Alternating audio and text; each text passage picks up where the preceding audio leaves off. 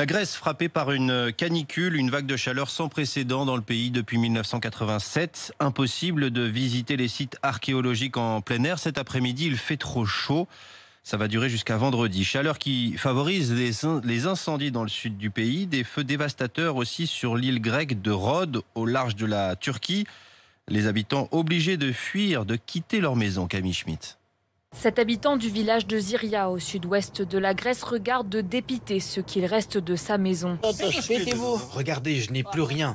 Il me reste les vêtements que je porte, ma femme et mon enfant. Sinon, je n'ai plus rien.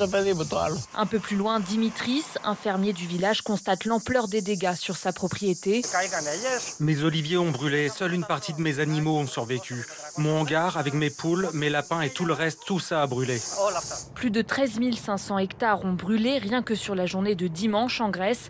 Les vents forts et la sécheresse sont propices aux incendies et ces feux ont vocation à se multiplier selon le climatologue Robert Votard. Dans cette région-là, on se retrouve dans cette situation de canicule avec ces risques de feu extrêmement importants. Ça aurait pu être ailleurs. Maintenant, tous les ans, l'Europe est frappée par des vagues de chaleur. Leur intensité est environ 2 fois supérieure à des vagues de chaleur similaires au XXe siècle. La situation ne devrait pas s'améliorer aujourd'hui. 45 degrés sont attendus en Grèce.